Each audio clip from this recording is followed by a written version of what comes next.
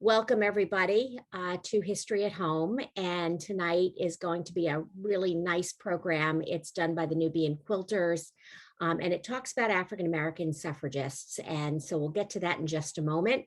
I want to remind everybody that we're now on a monthly basis through August, and then we kick back up again to every other week in September. So just want to remind you that if anybody would like to donate to the Montclair History Center, we always are very appreciative. We've been doing these programs free of charge and want to keep it that way. But you can do it by sending us a check to 108 Orange Road, Montclair, New Jersey, 07042. You can Venmo us, you can Zelle us, and you can also go on our website, www.montclairhistory.org, and use a credit card or debit card by either joining or becoming a member. And Nesta is our treasurer, and I'm sure she would be eternally grateful for any Absolutely. donation we've got. Thank you, Nesta. So today we are going to be talking about Black suffragists, and it's through the eyes of the Nubian Heritage Quilters Guild. Before we actually start talking about the Black suffragists, what I wanted to do was give you a little history on the quilters as well as our relationship with the quilters. The quilters, the Nubian Heritage Quilters Guild, was established to document and preserve the rich heritage of African American quilting. We were founded back in 1995, and they've provided quilters in our community with a forum for sharing ideas, and encouraging and revitalizing their knowledge and their craft. They've also helped to restore a sense of the African American history and culture through its distinctive quilting traditions. And you'll see some examples of that in just a moment. What they do, they celebrate and they share the legacy by sharing their quilting experiences amongst each other as well as with the general public. They expand traditional quilting ideas by incorporating ethnic patterns and fabrics into their works. They educate others through quilt demonstrations and workshops, some of which have been held at the Montclair History Center. They have a biennial quilt show there. Obviously, it wasn't held recently because of COVID, but we're talking about when they're going to be back in person again. They have been, from what I can tell, and Glendora or somebody chime in if you know differently. I went back to our files and it looks like the first time we had a program jointly was back in 2007, and I could find nothing on it that I could show you. But this one is a postcard that was done in 2008 for the second one, and it was called Fabric of Our Lives, One Stitch in the Past to One Stitch in the Future, which I think is a great name. They were held every other year from 2007 until 2015. And then in 2016, we had sort of a bang up year that I'll tell you a little bit more about in just a moment. And then in 2018, we went back to sort of the normal exhibit with one called All That Jazz. Now, this is the Common Heritage Uncommon Quilts one that I was talking about. It was a big deal because we actually got funding from the National Endowment for the Humanities. And it was an exhibit the way we normally have, and you can see that in the Crane dining room on the left-hand side. They had workshops, which they often do in the lower level of the Crane house. And I have to tell you that that's a craft that we now use with kids because it was such a fun and easy craft to do. So it is so much fun. It is wonderfully fun, and it always looks good and it always looks different. So that was one of the many crafts that they had, or workshops that they had downstairs. We had speakers. That was Lily Edwards talking about the African American quilt and fabric textile tradition. But one of the things that made it really different for us was the photography. We had funding to get people in to photograph everybody's quilts, and we went through hundreds of quilts that we documented so that they are available. And the quilt was, the funding was for to pull things out of people's homes and make them accessible to other people. So I think that is a really wonderful part of this project. And it's because of this project that we are able to have some of these examples. The way we paired them was we said, the Montclair History Center's got an amazing collection of quilts, and some of them go back to probably the early 1800s, and then they go right up to the 1950s, I would say. This is one that's in our quilt. It's by Sophia Chendel Benson. Very unusual that we actually have a name from one of our quilts, but this is a pineapple quilt, and it's sort of a riff on the log cabin design. If you're a quilter, you know what that is. The log cabin design is something that was popularized around the end of the 1800s, and it's a square, and you can see usually a little red square in the middle, and then logs basically going around the outside of it. This is different. It's a pineapple quilt, and it's made with beautiful fabrics, with brocades and satins and velvets. And so we brought out all of our quilts, and then we said to the Nubian quilters, okay, have at it. Now you do something using this as inspiration, but that speaks to you and your own traditions. And so this is one that Bernice produced. Sorry, the lighting is not so great there, but you can see she did the pineapple quilt there. We have a crazy quilt. Now, a crazy quilt is a pattern that was used in the late 1800s. We don't know who did this one, although she's got writing all over that quilt, but never put her own name on it. And you can see a crazy quilt is done in squares. If you look really closely, you can see those squares, but usually they're so crazy that you really can't even see those those squares popping through. And this one has got amazing things on it that really deserves to be seen in person one day. But we had a couple of quilts. This is a crazy quilt, Let's Go Crazy by Minnie. And then this was another one by Carolyn called Gone Crazy. So we have one that's saying let's go and the other is gone already. So beautiful quilts, again, new traditions, but based on the old techniques. And then finally, this one may be one of our oldest quilts in the collection. It's called Chinese coin quilts. And it's basically a type of strip quilting or string quilting. And here are two that are adapted. Glendora did this one. It's called Polka Dot Forest.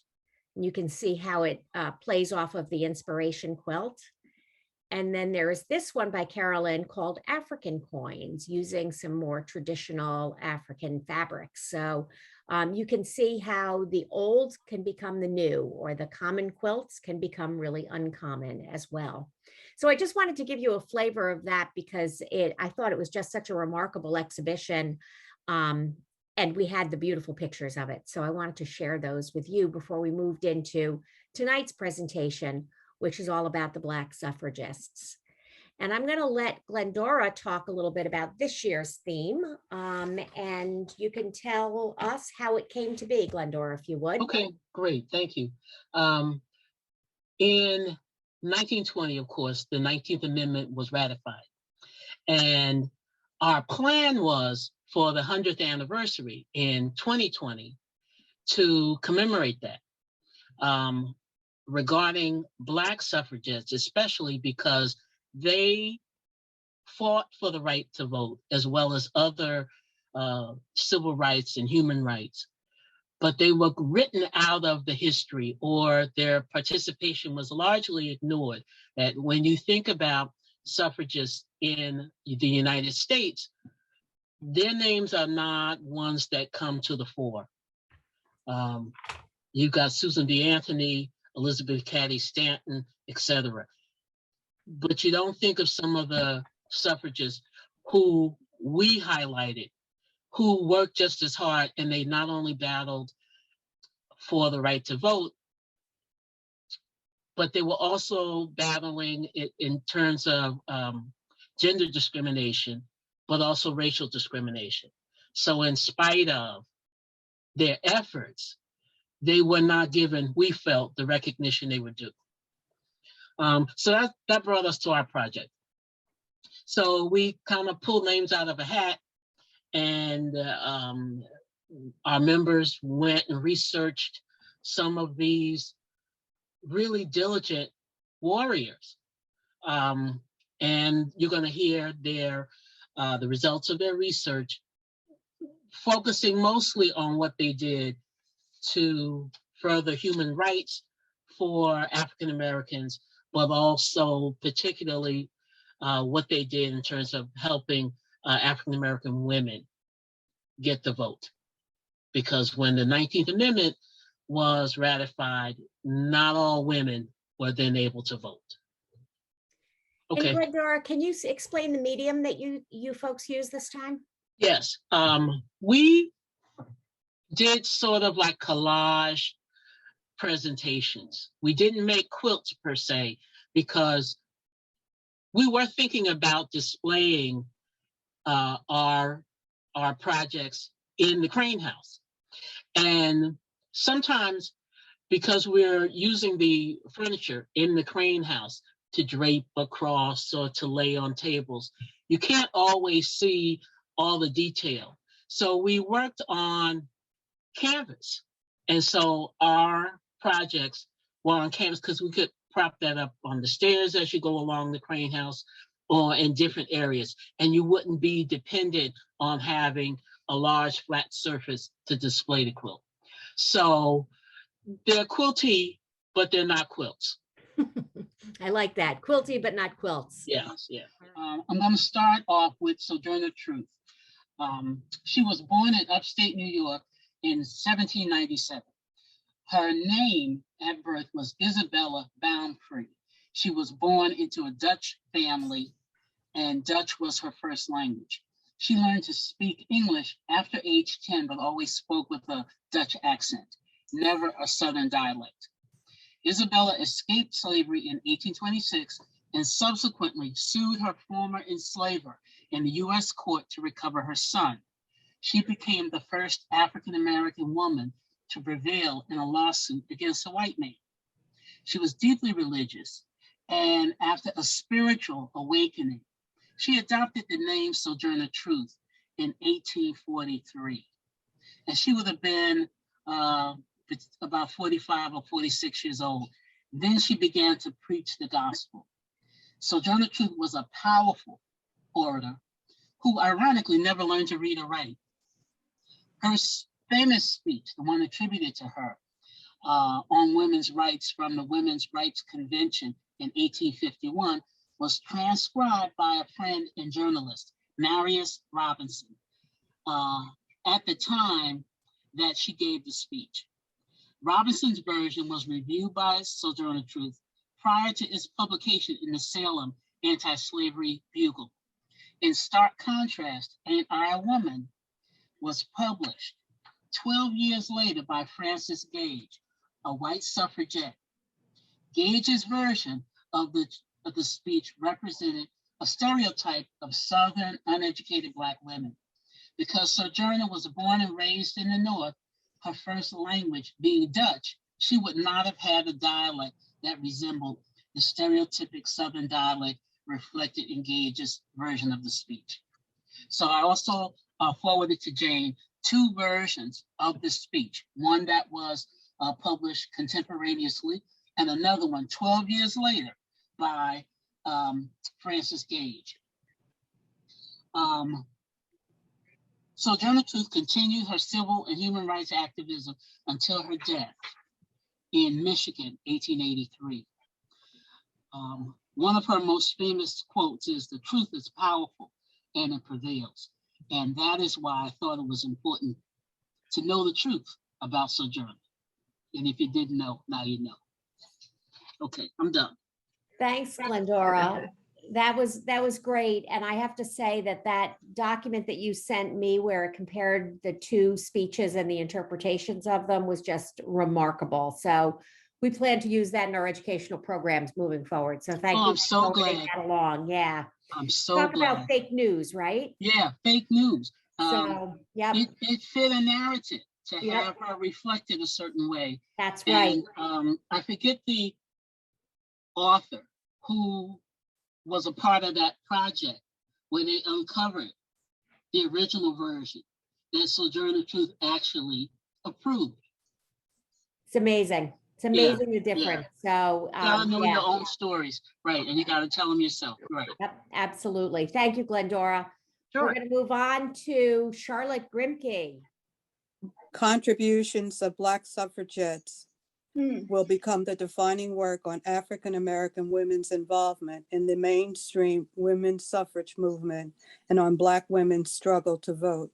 Every political and racial effort was made to keep African American women disenfranchised. The women met this with active resistance until Black women finally achieved full citizenship. Each woman has her own story to tell in this particular time in African American history. We can learn why they joined and how they participated in the United States women's suffrage movement. There were working class women as well as professional women from across the nation participated in the movement. Some African American women suffragists were from elite circles such as Charlotte Fortain Grimke. She was born into a prominent abolitionist-free Black family in Philadelphia in 1837. Charlotte was educated at home by tutors because Philadelphia schools were segregated. At age 16, Charlotte's father sent her to secondary school in Salem, Massachusetts, which was tolerant and progressive. She was the only African-American student in a student body of 200 at Higginson Grammar School. It was in Salem that she first kept a diary. Charlotte Fortain, a veteran abolitionist and suffragist, came to Washington, D.C. She worked as a clerk in the Treasury Department, recruiting teachers, and as a teacher at Paul Laurence Dunbar High School before she met and married Francis Grimke, a former slave and a nephew of white abolitionist and feminist Sarah Grimke and Angelina Grimke Weld. The sisters financed the education of their nephews, Francis and Archibald, who studied ministry and law. Francis Grimke served as minister, and Charlotte worked with the women of the 15th Street Presbyterian Church, a congregation of distinguished African Americans. Because of failing health from a difficult pregnancy and the death of her infant, she mentored younger reformers such as her niece, Angelina Weld Grimke, and her niece's friends like Anna J. Cooper. Charlotte helped to found the National Association of Colored Women. Her commitment to social justice led to her being actively involved in the suffrage movement. Washington, D.C. was home to many significant African American suffragists who networked in many different ways. Because they lived in the nation's capital, their views were heard by whites and Blacks, and their collective ideas were recorded for posterity. At this time, Charlotte, an American abolitionist and educator, was a generation older than the other women. Her public life was limited to church activities because of poor health until her death in 1914. She is best known for 5 volumes of diaries written before the end of the Civil War. They have been published in numerous editions in the 20th century and are as significant as a rare record of the life as a free Black woman in the antebellum North. Charlotte Grimke was one of 100 women trailblazers who dared to bring gender equality and other issues to the forefront.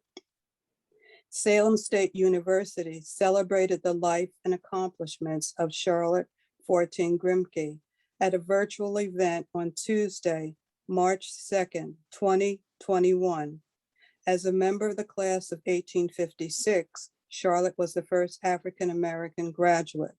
She was an educator, writer, poet, translator, and a women's rights activist. She was recognized for 65 years as a tireless advocate for the end of slavery, equality for women and people of color, and education for all. There was a dedication of the new Charlotte Fortain Hall at Salem State University. Wonderful. Thank you. Thank you. How amazing that we've got 5 journals of hers that you can read. That's wonderful. Yes. On to Anna Cooper. Anna J. Cooper, born Anna J. Hayward, was born August 10th, 1858 1808 into slavery to Hannah Stanley and Dr. Fabius Haywood, the owner of the plantation in North Carolina. She had two older brothers, Rufus and Andrew. One served in the Spanish-American War and the other was the leader of a Oak City brass band, a regionally popular musical group. After emancipation, her mother worked as a domestic servant so that Anna could attend school. Beginning at age 9, she attended St. Augustine's Normal School and Collegiate Institute, which was founded so that former slaves and children could have education. She attended there on scholarship, but earned extra money by tutoring her fellow 10-year-old classmates, and earned about $100 a year. Her encounters with gender discrimination began at St. Augustine's.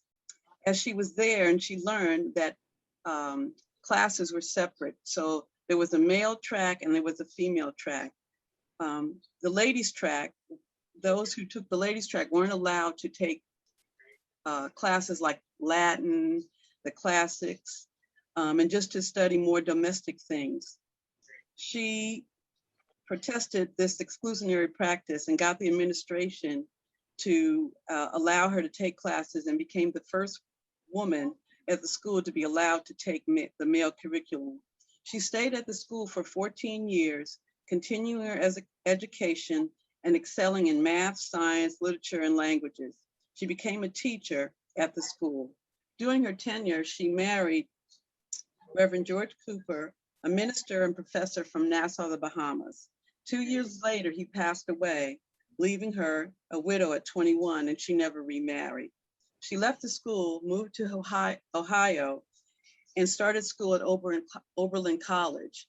Because of her classes at St. Augustine was so advanced, she was able to be admitted as a sophomore, graduating in 1884 and becoming the fourth woman to do so, and then earning her master's in math in 1887. In her class was included Mary Church Terrell and Ida Gibbs Hunt. Again, she opted for the rigorous track designed for the gentlemen, as opposed to the ladies course, which was basic but inferior course load.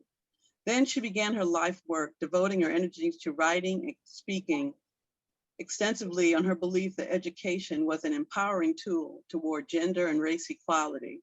She participated in conferences on racial and gender equality. For instance, in 1892, her book came out, A Voice from the South, which speaks about feminism, self-determination, and the belief of the education of Black women would help uplift the whole community.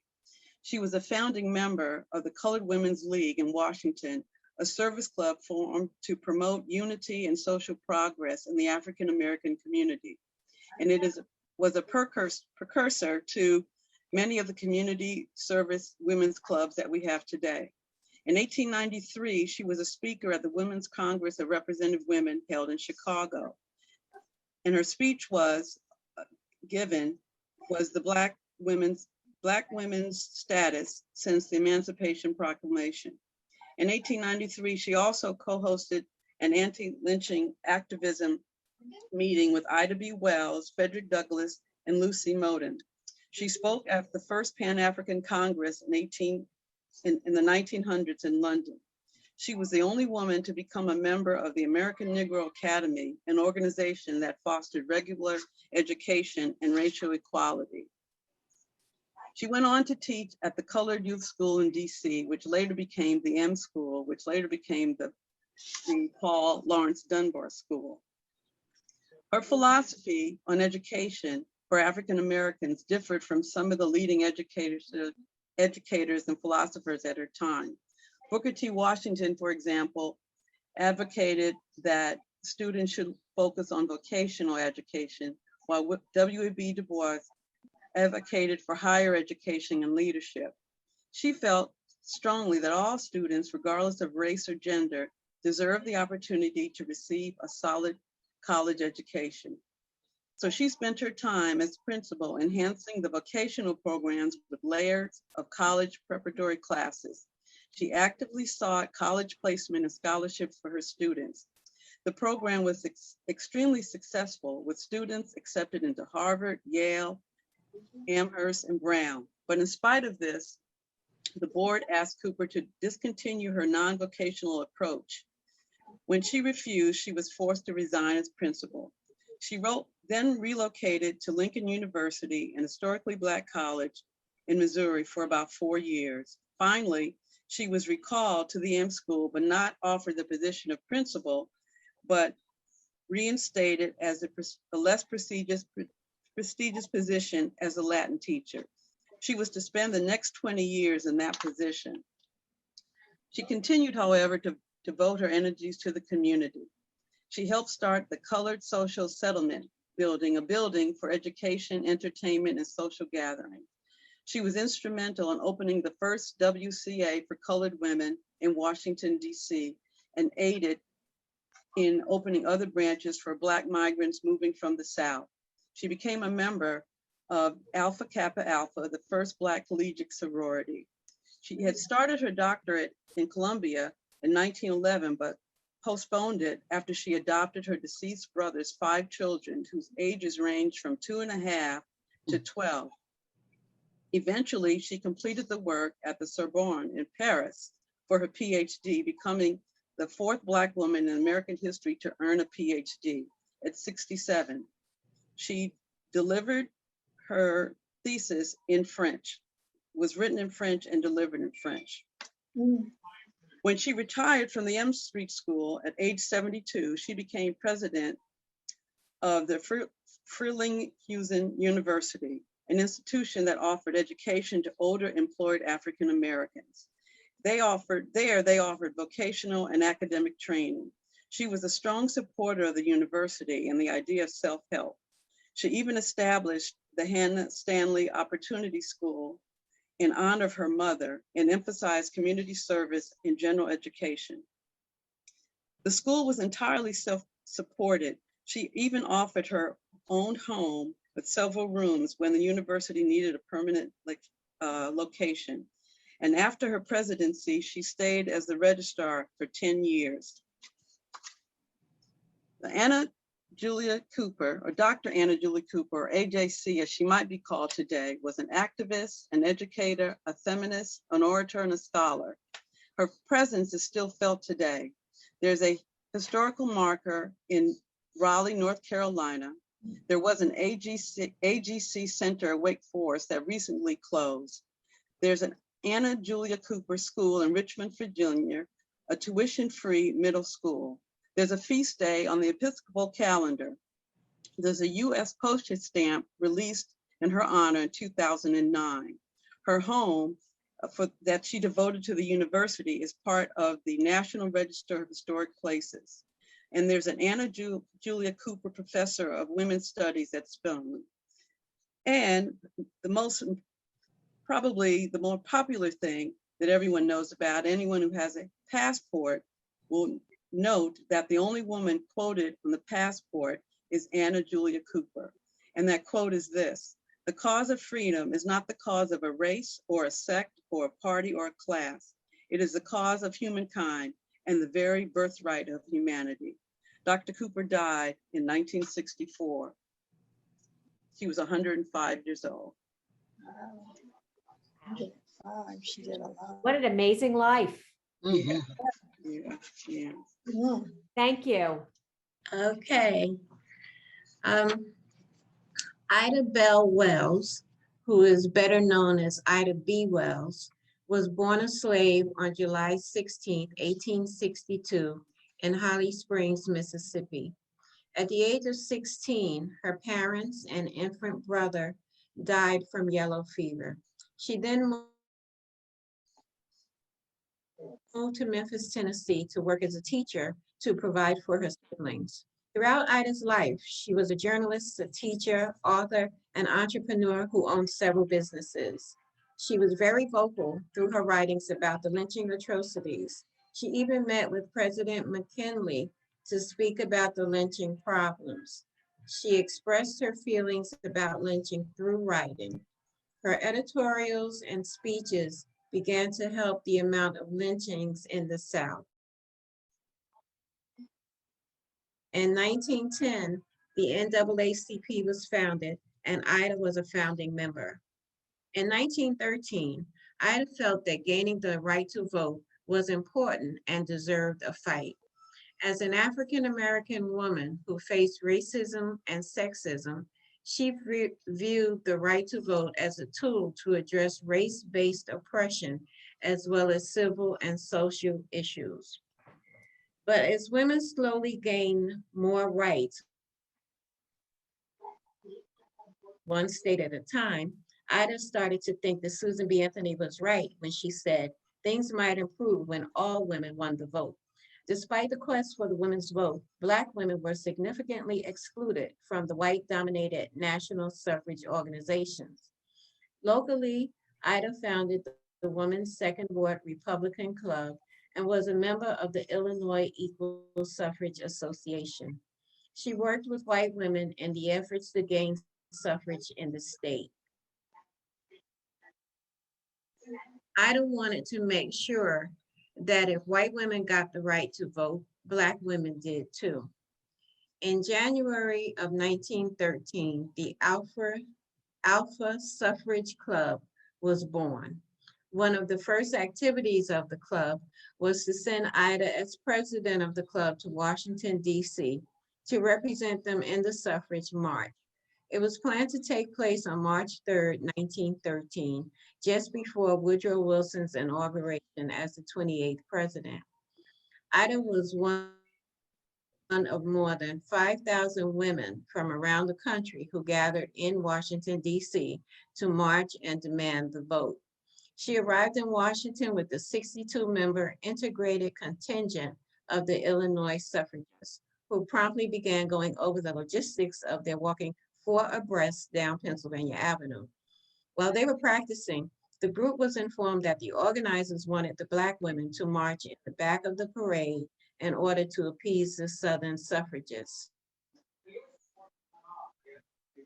After announcing that she would not march at all if she was expected to be in the back, she pretended to consent to the offer. The meeting adjourned with a plan on how things would proceed. When the Illinois delegation started to march, suddenly Ida B. emerged from the crowd to march front and center in the group of all white marchers. Ida integrated the parade without the consent of its leaders.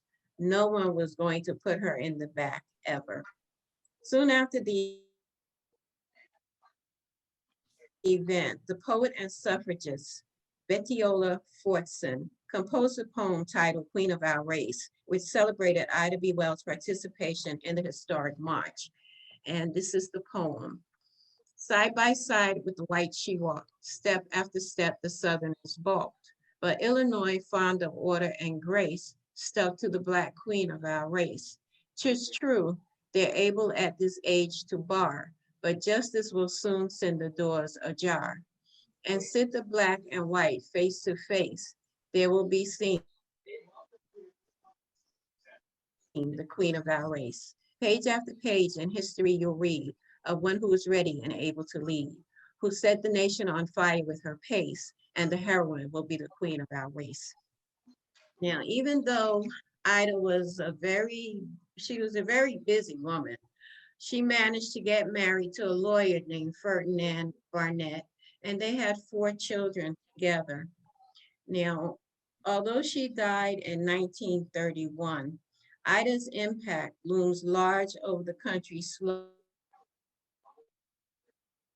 movements towards progress. The legacy of her journalistic work lives on beyond the specific stories she wrote during her life. It's no surprise that she was awarded a Pulitzer Prize special citation in 2020. The gains and the spirit of her writing and activism can be seen in the kinds of journalism that challenge authority and in the organizing that Black people, and especially Black women, are doing around the country. Thank you. That's a great story about her march. I love end. that story. Suffragist Marina Harris Wharton Jones was born in January 28, 1865 in Cleveland, Ohio. She was an American physician, a suffragist, a club member, and she graduated from a women's college in Philadelphia, Pennsylvania, where she earned an MD in 1888. She was the first Black woman doctor to be licensed and practice medicine in Mississippi. Later on, Ida moved to Brooklyn, New York. She co-founded and led the Lincoln Settlement House. This house offered free kindergarten, day nursery. It was a clinic. It sponsored debates. It had a choral club and also taught classes on sewing, carpentry, folk dancing, cooking, and embroidery. Some of Ida's, Verona's career. After graduation, she moved to Holly Springs, Mississippi, where she was a resident doctor and taught at Russ College. She married Walter A. Morton in 1890, who was a doctor, and that's when she moved to Brooklyn. Marina was the first doctor to practice in the Long Island Nassau County Hospital in New York. She belonged to the Kings County Medical Society. She belonged to the NNACP, and she directed their mother club in the Brooklyn area. From 1905 to 1906, she was a member of the Niagara Movement, which was a female auxiliary. She worked on improving conditions in the industry, which were bad at that time for Negroes in New York. And she joined with the Urban League to further help with this effort. Jones fought for women's suffrage and was president of the Brooklyn Equal Suffrage League. She conducted programs to educate voters. One of her greatest things was that she documented racial discrimination in the polling places and also testified before an investigating committee for Congress. Verona was a woman ahead of her time. Wow. A doctor in 1888. That's an impressive feat back then, especially in Southern Mississippi. Pretty incredible. Exactly. And to be licensed, yes. That's amazing. The college she went to in Philadelphia also is now known as Drexel University. Ah, interesting. Yes. Okay, Yes. cool. Well, thank you for that. The 2016 film Hidden Figures, based on the novel by Margot Lee Sherrington, introduced movie-going audience to the Black mathematicians who work for NASA. The film not only entertained audience, but also raised the question of whose story historians choose to make known. Regina Barnes Hope, 1871 to 1947. Much like these women's stories, the story of Regina Barnes Hope is not publicly well known, but her influence and her life's work in community activism laid the foundation for various programs that still exist today.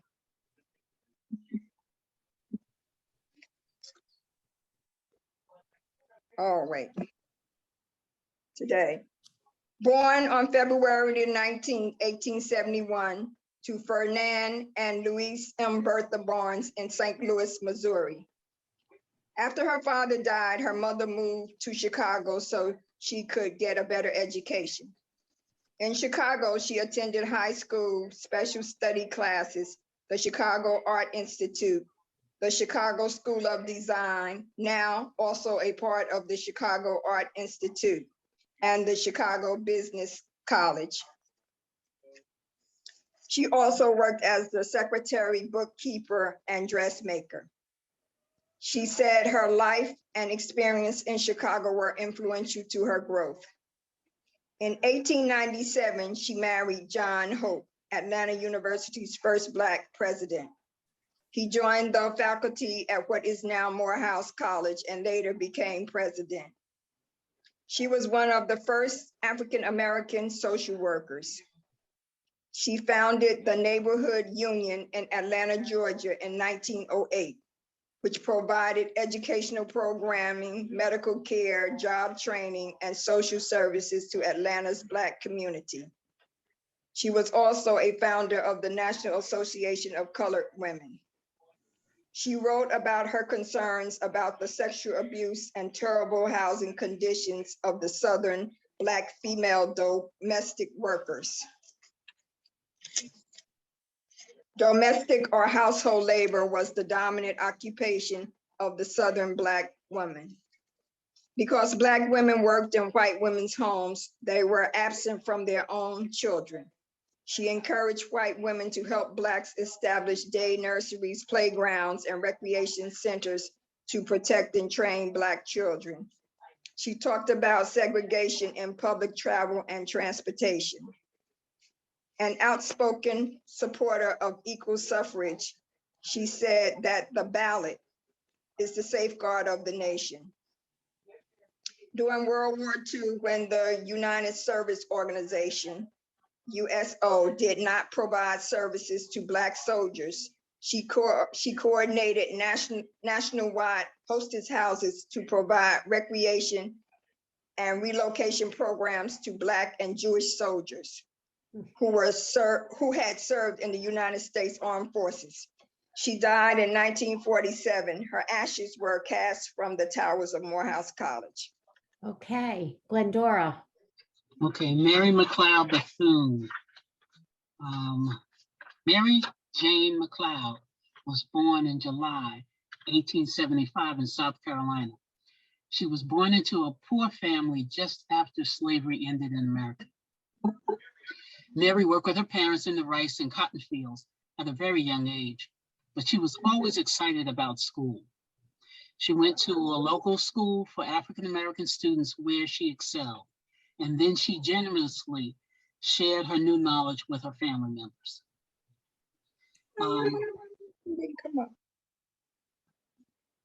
Okay. She was quite accomplished, and I'm going to intersperse this talk with some of her quotes. The whole world opened up to me when I learned to read. Bethune benefited from efforts to educate African Americans, earning a scholarship to attend college. Although initially planning to become a missionary, Mary eventually decided to become an educator. While teaching in South Carolina, she married fellow teacher Albertus Bethune, with whom she had a son. Mary believed that by teaching young African American women, the lives of all African Americans would be made better. Mary opened a school for Negro girls, which later merged with the all-male Cookman Institute to form what is now Bethune University. Another one of her quotes is, "A woman is free if she lives by her own standards and creates her own destiny. If she prizes her individuality and puts no boundaries on her hopes for tomorrow." Bethune founded many organizations and led voter registration drives after women gained the vote in 1920.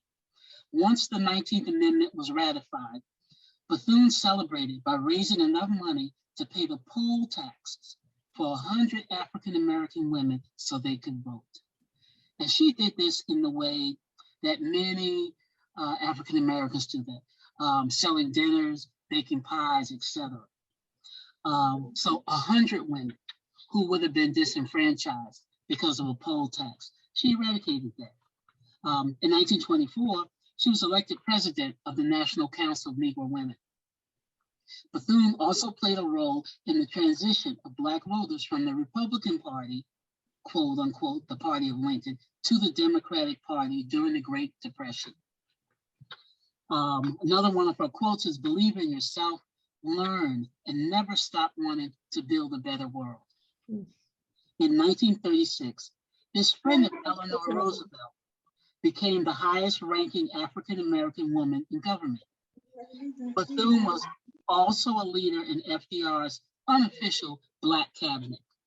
In 1940, She became vice president of the National Association for the Advancement of Colored People, NAACP. Appointed by President Harry S. Truman, Bethune was the only woman of color at the founding conference of the United Nations in 1945. She regularly wrote for the leading African-American newspapers, including the Pittsburgh Courier and the Chicago Defender. This daughter of former slaves became one of the most important Black educators, civil and women's rights leaders, and government officials in the 20th century, and is not too shabby for somebody who descended from former slaves. Mary McLeod Bethune continued to work for civil rights until her death in 1955. And the quote of hers that I find so resonates with me is, "The drums of Africa still beat in my heart. They will not let me rest while there's a single Negro boy or girl without a chance to prove his worth." So she, not too shabby. That's great.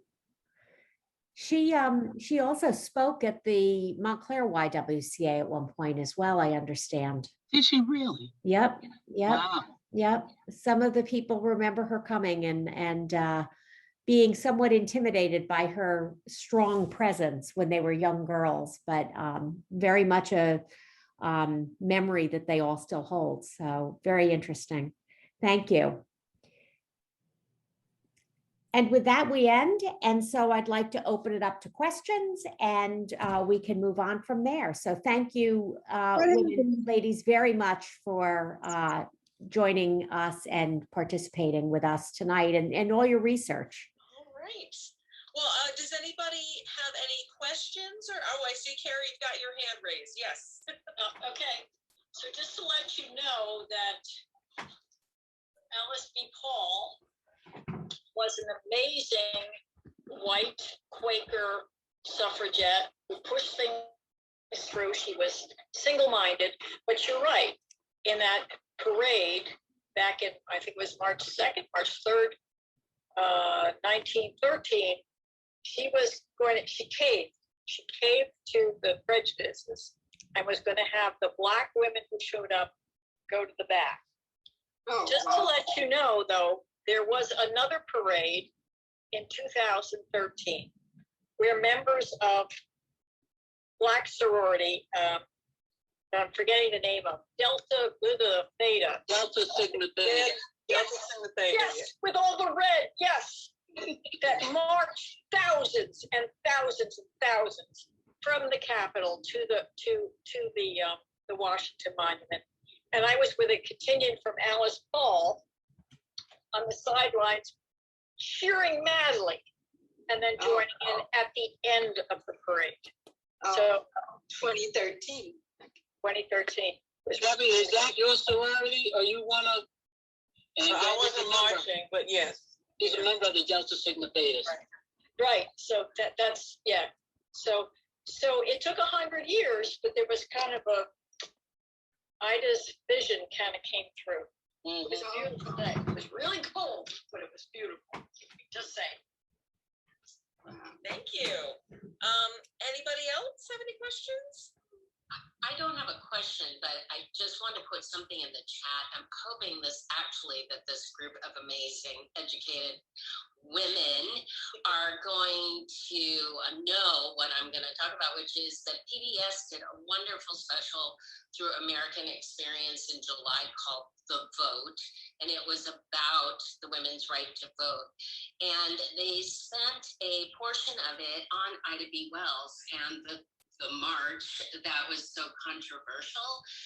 I felt the coverage was lacking for African Americans, but I do think it's a great primer for women suffragists and the history of women in voting. So I'm going to put it in the chat. It's free, and it's kind of a commitment, and I hope some of you have already seen it. I loved it and learned so much, and I learned about Ida B. Wells. So it was so great to hear more about the amazing women, African American women, who have contributed so much to women and voting. So I just wanted to kind of remind people of that PBS special. So I'll put it in the chat. All right.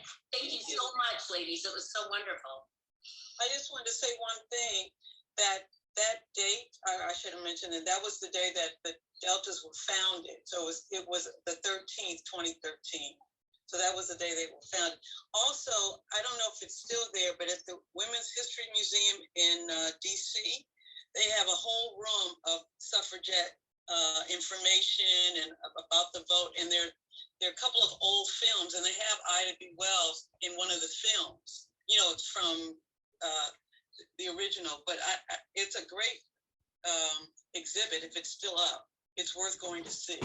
So. All right. One of the things that we found out as we did our research was how interesting these women's lives were outside of their activity related to getting the vote. That they were interested in education and in politics and anti-lynching and in promoting social development, and they did. Some of them were writers and organizational leaders, etc. So that our initial focus was to figure out what they did regarding voting, but we found out so much more about them and how interesting their lives were in general, that they were amazing, and that I was just floored. The more I learned about the people I researched, the more impressed I was. So it ended up being a really good project on many levels. This was good. Thanks for the opportunity to share our information. And at some point, we'll be ready to do a new exhibit, and we'll have an array. I think we did like 20 women across, yeah. So we'll have our canvases that can be propped up on the stairs and other places in the Crane House. I love it. I love it. Right. And hopefully we'll all be back together again soon. So thank you. And thank you for your research. What an impressive group of women they are. You know, thank you for hosting us. Sure. Yeah. All righty, everybody. Take care.